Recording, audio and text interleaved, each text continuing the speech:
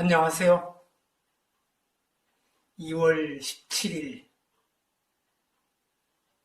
아침입니다. 이병두의 근현대 불교사 이야기 120장면, 오늘은 64번째 순서로 대학생 포교에 큰 발자취를 남긴 무의 서돈각 박사 이야기를 해보겠습니다. 무의 서돈각 박사는 1920년에 태어나 2004년에 이 세상을 떠났습니다. 서 박사는 1949년 서울대학교 법과대학 전임 강사를 시작으로 법과대학장 등을 지내고 1972년 이후 동국대학교와 경북대학교 총장 소임을 맡아 교육행정가로서 능력을 보여주었으며 학자의 최고 명예인 대한민국 학술원 회장과 대한불교진흥원 이사장을 지냈습니다. 상법을 전문하여 상법 개론 등 관련 저수를 여러 권 남겼지만 그분이 살아있을 때나 세상을 떠난 뒤에나 그를 이야기할 때에는 상법학자 서돈각보다는 불교 수행자 무의 거사를 화제로 하는 경우가 많았습니다. 인물 정보를 제공하는 사전에서도 독실한 불교 신자로 집에 불단을 설치하고 예불을 하며 수행하였으며 대한불교진흥원 이사장, 불교방송재단 이사 등으로 활동하면서 불교 포교와 중흥에 힘을 쏟았다고 하여 불교 관련 내용이 큰 비중을 차지하고 있습니다. 옆의 사진은 1972년 6월 8일 동국대학교 총장 취임식에서 한국대학생불교연합회 대표가 무의 거사에게 감사패를 전하는 장면입니다. 그러면 왜 그에게 감사패를 주게 되었을까요? 1960년대에서부터 1970년대 초반 현재 불교신문 전신인 대한불교를 찾아보면 그 배경을 알 수 있습니다. 대한불교에 나온 무의 거사 관련 기사 몇 개를 검색해서 살펴봤습니다. 무에는 시대의 요청에 부응하는 한국 불교의 진로라는 대담 프로그램에 청담스님, 덕산 이한상거사 등과 함께 참석하여 의견을 나누고, 이것은 1964년 9월 22일자 보도입니다.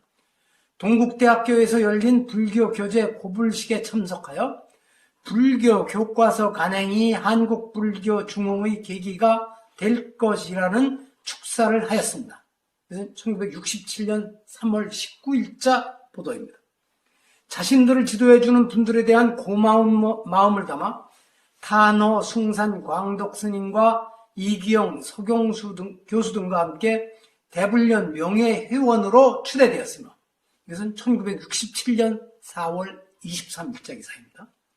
서울 봉은사에서 열린 학생 불교단체 지도교수 회의에서 부회장으로 선임되기도 하였습니다. 1967년 10월 2일자 보도입니다.